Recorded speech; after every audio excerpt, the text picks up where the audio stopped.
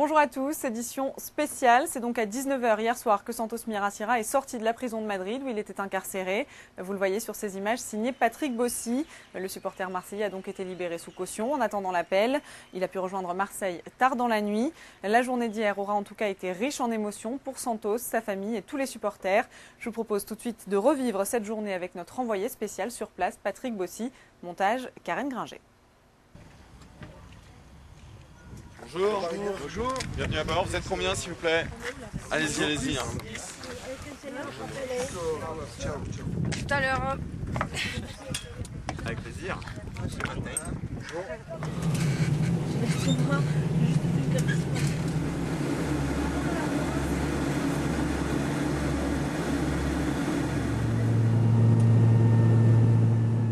Lucille, ça y est, on s'est envolé pour Madrid, là. Après une courte nuit de sommeil, là, dans quel état d'esprit on est ce matin, là? Ben, on est heureux, hein. On peut être qu'heureux aujourd'hui parce qu'on va à Madrid enfin pour une bonne chose, quoi. On va pas à Madrid pour notre droit de visite du samedi après-midi. Alors ça a été quand même 8 jours très, très difficiles à vivre, hein, sur le plan émotionnel, parce qu'il y a eu ce procès, il y a eu ce verdict et puis il y a eu ce rebondissement hier dans l'après-midi. Ouais, ça a été très dur. Surtout vendredi. Vendredi a été le jour le plus dur, quoi, quand on nous a annoncé qu'il avait pris 3 ans et demi.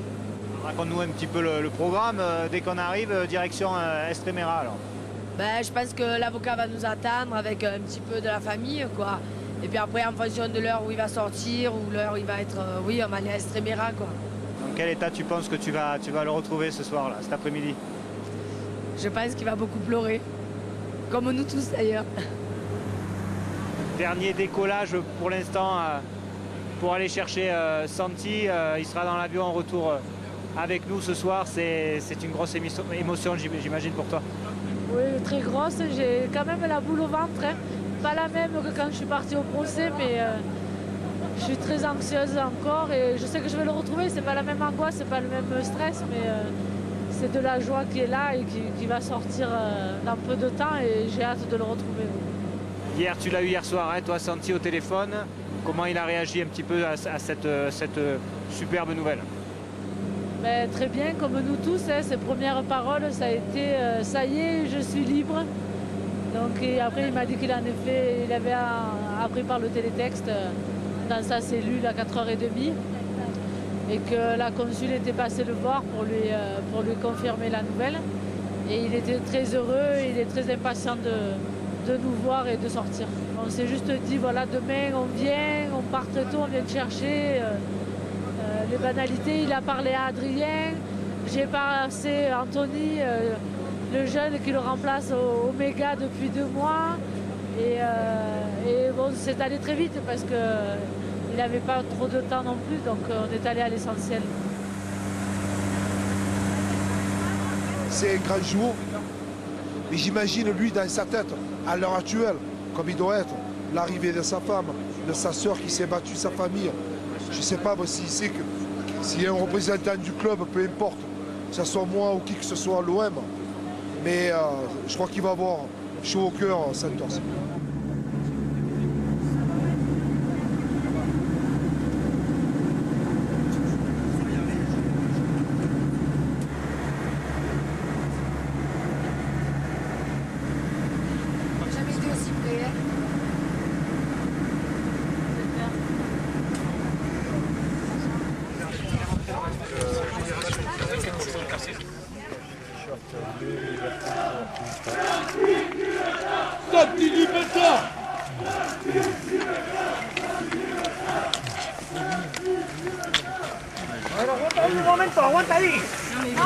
Bougez pas, il va juste être sur un jour. Gracias a todos, gracias amigos. Il parlera juste là, vous pouvez pas rentrer. La fin du cauchemar, ça y est. Ouais, ça y est, enfin libre. S'il vous plaît, s'il vous plaît.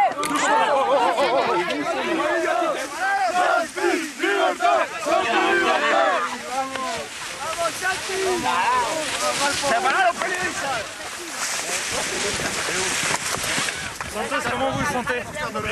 Vous êtes heureux? Incroyable. Santi pour Radio France, bonjour. Ça fait plaisir. Un mot, Santi. Gracias amigos, la lucha sigue para todo el mundo.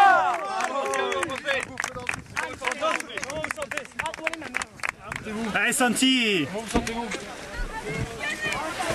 Ça va mec? Ça va et toi? Merci à tout le monde. T'inquiète mec.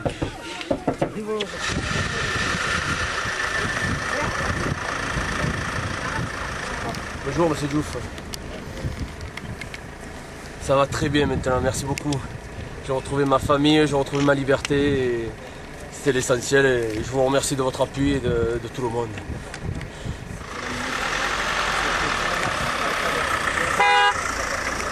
Santos, d'abord un petit mot sur, sur ta sensation d'être dans cet avion du retour là, parce que ça fait 70 jours exactement aujourd'hui que tu étais retenu en Espagne. Heureux d'être libre et heureux de revoir ma famille, de revoir ma fiancée, de revoir tout le monde et de revoir mes amis en rentrant là à Marseille. Jusqu'au bout, ouais, ça aurait été encore une journée longue aujourd'hui parce que la lettre était signée depuis ce matin, mais il a fallu attendre 7 heures pour te voir.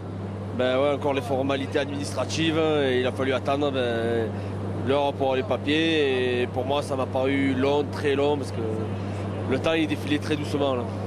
On va revenir un petit peu sur ces plus de 2 mois douloureux là, pour toi. Il y a eu déjà après cette arrestation, là, des jours où tu pensais sortir. Tous les jours, tu avais la sensation de pouvoir rentrer à Marseille du jour au lendemain.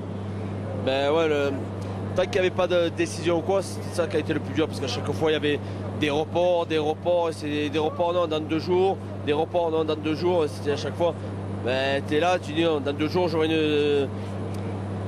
une réponse. Et 2 jours arrivent, on te dit non, c'est encore dans 2 jours. Et c'était surtout ça, parce que tu te fixes à chaque fois ce qu'il ne faut pas faire. Un jour, tu vas dire, allez là, c'est la bonne, je vais sortir. Et tu te mets un point de mire et tu es là, attendre, c'est ça le plus long. Le jour où le procès a été fixé, c'était déjà pour toi un espoir, là, cette date du procès?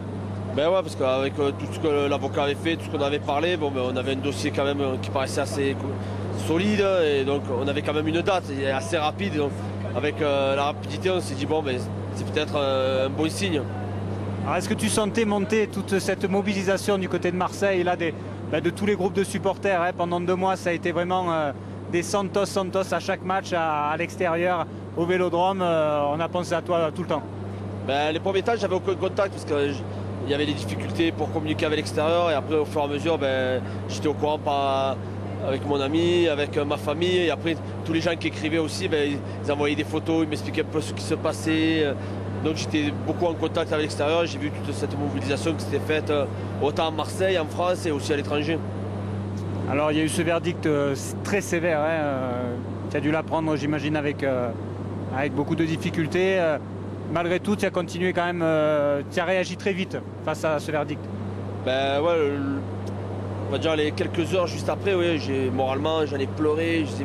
3 ans et demi, surtout que des chefs d'accusation avaient été enlevés. Et après, on m'a rajouté quelque chose en disant que j'étais co-auteur, que c'est moi qui avais un peu commandité tout ça. J'ai dit non, c'est...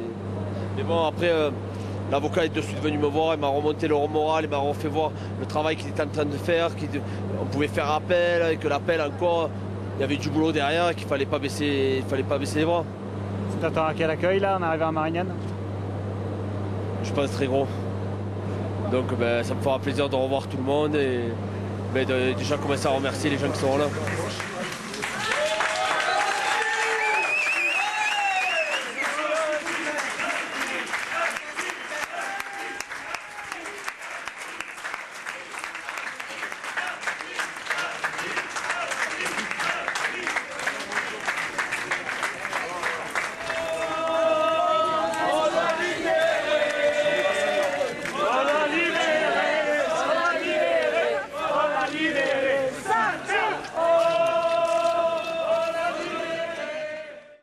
Des images fortes que je vous propose de découvrir plus en longueur dans un magazine exclusif qui retrace les 2 journées de mardi et mercredi ce soir sur notre antenne. C'est maintenant la fin de cette édition spéciale. Merci de nous avoir suivis. Rendez-vous ce soir 18 h pour la grande édition. Très bonne journée à tous.